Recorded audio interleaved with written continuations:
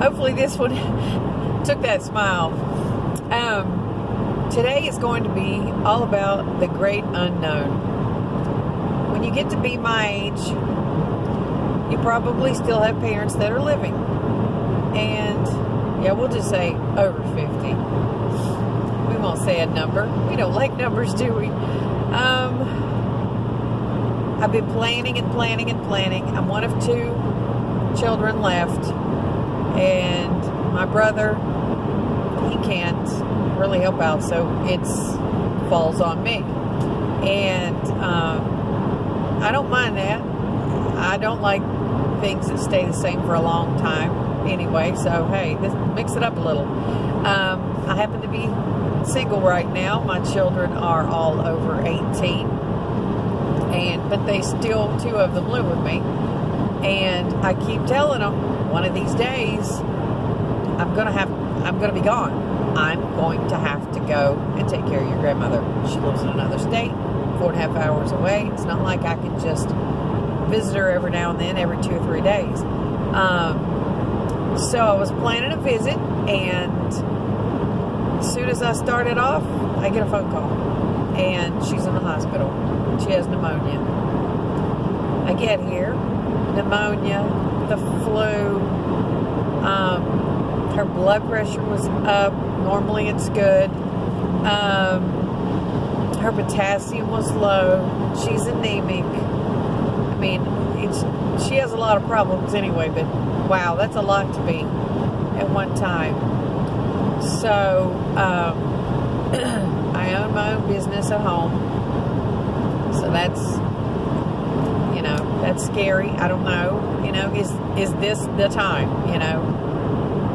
So I kept saying, well, I keep threatening to come home and take care of her, and she keeps saying, no, I need to stay because I have a grandson. Well, we don't want to, as I would say, throw away thousands of dollars for some stranger to come in and take care of Mom. And possibly steal everything, that's not nailed down. I'm not having that. So, we're at the hospital, and I literally just told somebody, Mom hasn't said anything yet. And it wasn't 5 minutes after that, she looks at me, and, well, mind you, excuse me, her mind is not doing so well because since she's got pneumonia, she's not breathing very well, so her oxygen level is really low, so that kind of makes you a little different. You don't always say clear thoughts. So, she actually said, you're not going home and leaving me, are you? Well, I immediately said no, but I didn't ask for clarification on that. So, and then she goes on to say, I was barely getting through the house and able to feed myself, fix my food. And then I'm thinking, okay, I'm thinking this is it. So, I also work a merchandising job, and so I let my boss know, because I checked and I have 5 stores I was supposed to do this week. Wow, that would have been some money bringing in, but I can't. You've got to separate yourself. For anybody that's in this predicament, or possibly could be soon. I mean, I don't know. Maybe I'm an isolated incident. I don't know. Don't think about money, because I'm always worried about the kids at home that live with me. How are they going to pay the rent? Are they going to be able to stay there? Are they going to have to separate, go their own ways, do some couch surfing? I don't know. But I can't worry about that. I have to worry about my mom. That is the most important thing right now, not making money to pay the bills. And that's what I've had to worry about for the past, 6-7 years. And it's scary. So for anybody else that might be in this dilemma, pray. If you're not a praying person, pray anyway. They say prayer makes a lot of things better, even if you don't really believe in God, or you don't really attend church. Just pray anyway. Meditate, think, heavy thoughts, whatever. But I was actually trying to pay down some bills, but yeah, that was not working quick enough. And then I just jumped around and took on another bill, a medical bill, trying to help my daughter. And so the chiropractor says, well, I'll do, her treatment if you will also come on board. And I was like, well, sure. After I saw the x-rays, I thought, I don't want to be an old lady all humped over. So yeah, I can do this. Well, we've waited for like 3 weeks, and now, am I going to be living in another state? Also, you have to think about car insurance. Technically, am I moving to another state, or am I just temporarily going to be in another state? All these questions running through my head. It's like, I don't want my mom to have to pay for my dumb credit card debt that I've gotten into, because when I come to live with her, I will have no job. And yeah, so lots of things to think about. So just always think about your parents first, what their needs are, and then we're going to have a discussion at some point about, okay, Mom, is this really it? If it is, I at least need to go home and tie up some things eventually. But my business, I clean houses, and it's really hard to just drop people and then expect, if I would be able to go back a couple of years, I don't know. Would they take me back, or would I just have to start all over again doing something else? I don't know. So yeah, that's that's the thing. And I also have tried my hand at multi-level marketing, which is not a scam if you get with the right company. And I have several companies that are amazing, but somehow or other I'm blocking myself from actually being able to make money. I don't know. Talking too much about the products. I don't know. And they do seem to be expensive if you're a cheapskate, but in the long run, they're better for you. But that's another story. So anyway, so here I am at my mom's, and funny story now. We'll lighten it up now. I always overpack. So I've started leaving, if I want to work out, I've got shorts, t-shirt, I've got something to sleep in here, my toothbrush, so the only thing I have to carry is the actual clothes that I'm wearing for each day. And I go ahead and do bring underwear, even though I left that here too. My makeup, certain hair things that I, like my flat iron and stuff like that, I don't leave that here. But, yeah, this time I literally packed 3 garments. Yeah, I came in on Friday, so it was Saturday, and I was going back on Sunday, and I put in an extra shirt. So I literally have a pair of blue jeans and a pair of black, they're not leggings, they're more like pants, but they're snug, so I have to wear them in my boots. But with this figure, you have to have a shirt long enough to kind of cover up the tummy area.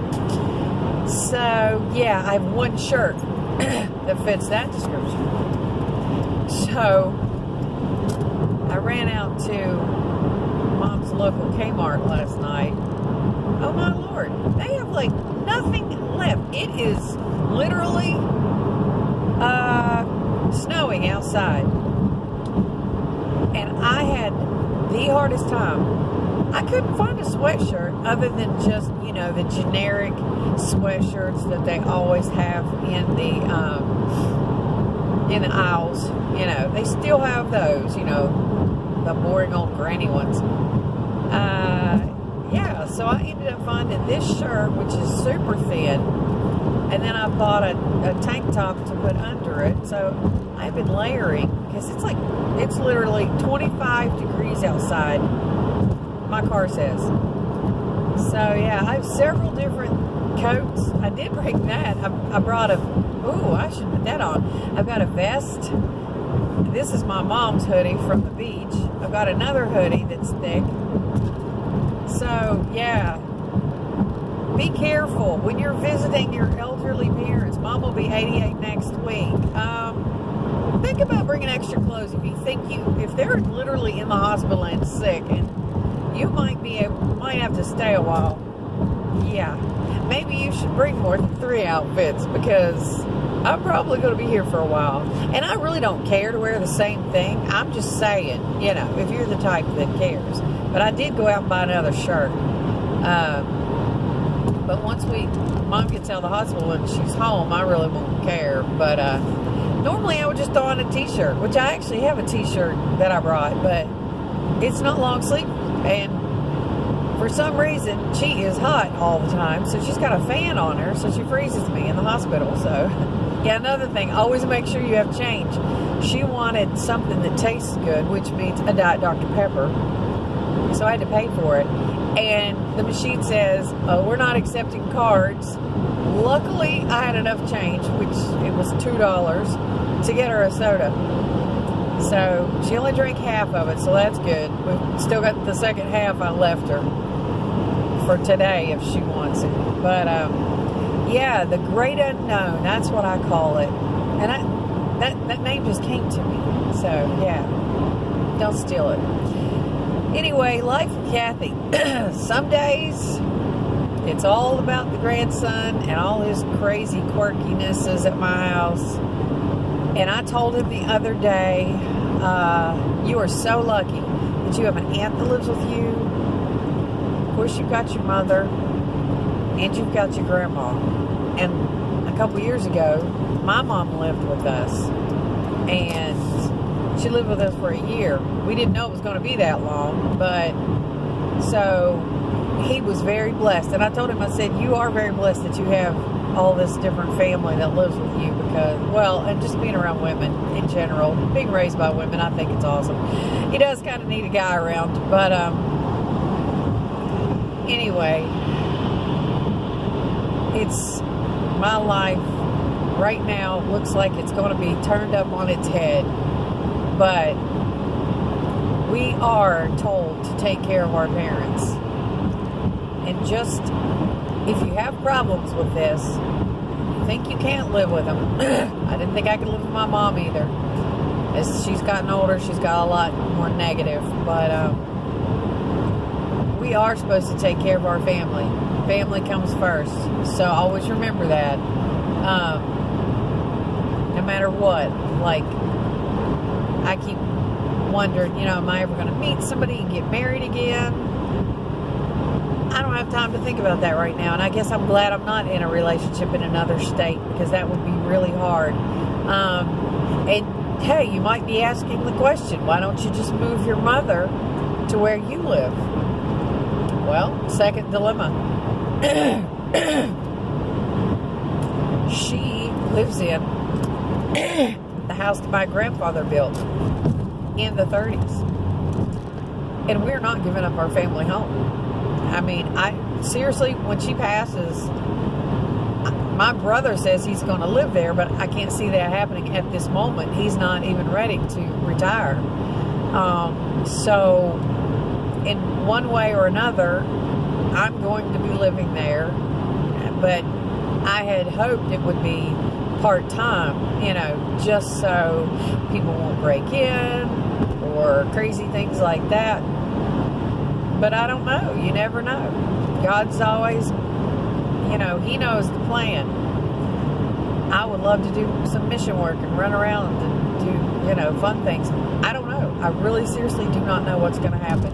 But before you get in this dilemma of the great unknown, always be prepared financially to be able to do whatever you need to do for your parents. If that's dropping your whole entire life and career to go take care of them, do it. But let me warn you, I actually was with a company a few years ago, and technically I'm still, I could go right into it right now, but I didn't feel like I had the qualifications, even though I did pass my insurance license. There are products out there through your insurance company, and I'll tell you, it's nationwide. I never thought they were much because I didn't really look into it, but they are an amazing company, and they have products that can help you keep hold of the money you have, help it grow. So when you get older, be prepared. Have your, what is it called? I can't even think what it's called. Like where a company sends you a check to take care of your, like someone coming into your home to take care of you. That is very important. We are living longer. I don't want my kids to have to take care of me, but I kept saying, and it's as little as $100 a month you can get started. But I kept saying to myself, I don't have $100 a month. I can't do that. But then something else comes along and I can. I mean, it's like I took on another bill where, I'm having to pay $100 a month for it. So you can afford what you really want to afford. You just have to set your mind to it. So please be prepared financially to take care of your parents if you should have to, quit a job or whatever. But be prepared yourself. Get yourself financially stable. Get out of debt. Move into a smaller house. Whatever. That's what I had planned on doing, was getting a tiny house built so I can live there. It's less stress, less cleaning, less everything. I think it would be amazing. Something I could travel with. That would be awesome. But anyway, be prepared for the great unknown, because it will happen to you someday. It might take you by surprise. So please be prepared. Get yourself financially stable. Always think about that first, because I am not at this moment, and it is kind of freaky, but I'm just trusting in God that He will help me get out of this crazy dilemma that I'm in. So that's Life with Kathy, Kathey @gmail.com. If you want to email me or like this video, comment below. It'd be awesome. I know I just sporadically do videos. I'm really going to try to do them more often. Now that I'm with my mom, I definitely have more time. So I'm actually going to start doing some inspirational videos. Everybody needs some inspiration. So that's Life with Kathy. Have an awesome day.